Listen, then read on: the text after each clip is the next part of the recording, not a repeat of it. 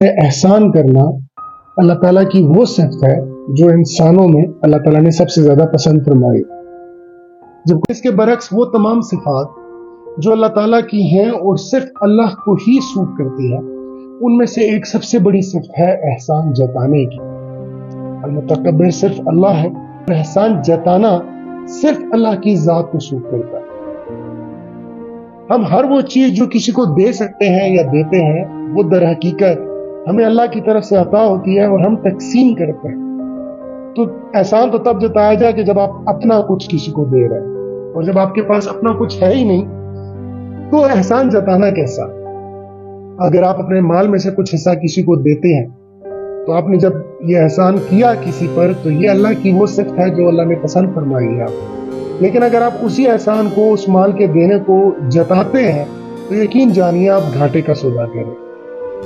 यहाँ तक हम अगर किसी को कोई दुआ तक देते हैं और उस दुआ देने में भी एहसान जताने की रविश है,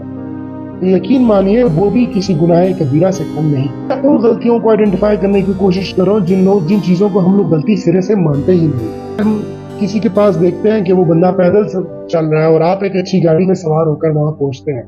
और आप उसको दुआ देने के लिए कोई ऐसा रवैया, ऐसी रविश इख्तियार करते हैं कि जिसमें आप उसको इस बात का एहसास दिलाएं कि यार तुम्हारे पास चूंकि गाड़ी नहीं है तो मैं तुम्हें दुआ देना चाहता हूँ कि अल्लाह तुम्हें गाड़ी बनवाए। बहुत अच्छी दुआ है, लेकिन ऐसा तरीक़ेकार इख्तियार किया जाए जिसमें एहसान जताया ना जाए। यहाँ तक कि दुआ का भी एहसान है जो जताते हुए हम लोग गैर मामूली तौर पर इसको हम समझते हैं कि नहीं, हमने तो अच्छे तरीके से किया,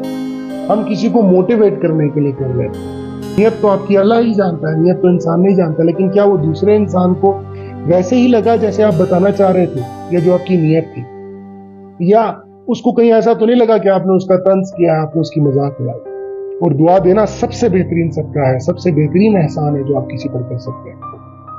अगर आप दुआ खामोशी में देंगे तो वो लगेगा कि हाँ यार ये आपने किसी को दुआ दी है, अल्लाह ताला का और आपका मामला है, दुआ आप किसी को देते हैं, आप हर एक को दें। लेकिन उसी एहसान के साथ ये बड़ी मामूली सी पतली सी लाइन है,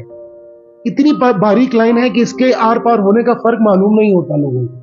बहुत दफा ऐसा भी होता है कि आप किसी को उसकी खामी याद दिलाते हैं, आप किसी को उसकी कमी याद दिलाते हैं, आप किसी को उसकी कमजोरी याद दिलाते हैं, या आप उसको किसी ऐसी नेमत की कमी याद दिलाते हैं जो उसके पास मैसर नहीं। किसी गैर शादीशुदा लड़की को इस तरीके से दुआ देना कि अल्लाह तुम्हारे नसीब अच्छे करे, बहुत अच्छी बात है,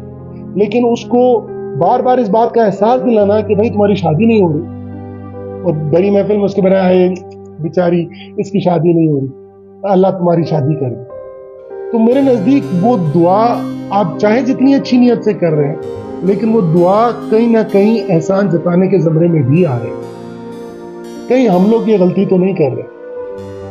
मैं इसलिए दुआ का जिक्र कर रहा हूँ, यूजुअली दुआ किसी को नुकसान नहीं देती, लेकिन कहीं हम दुआ देते हुए भी मुतकब्बिरीन में शामिल तो नहीं हो रहे, इस बात का ख्याल रखना बहुत जरूरी है। किसी को उसकी कमी का एहसास दिलाना हकीकतन आपकी अच्छी नियत जाहिर नहीं करती, चाहे आप जितनी भी अच्छी नियत से लगे हों, चाहे आपके दिल में रोशन हो। आप किसी को कह दें कि हाँ जी अल्लाह तुम्हें फलां नेमत दे, अल्लाह तुम्हें फलां आजमाइश से निकाले, आप दुआ दें, लेकिन अगर आप उसको उसकी आजमाइश याद दिला रहे हैं, जाने या अनजाने, अगर जाने कर रहे हैं तो बहुत बड़ा गुनाह है, लेकिन अगर अनजाने भी कर रहे हैं तो कहीं हम मुतकब्बिरीन में तो शामिल नहीं हो रहे। इस बात का ख्याल करना बहुत जरूरी है। हर वो एहसान जो आप किसी की मदद करने के लिए, चाहे वो माल से हो, चाहे वो आमाल से हो, चाहे वो इखलाक से हो,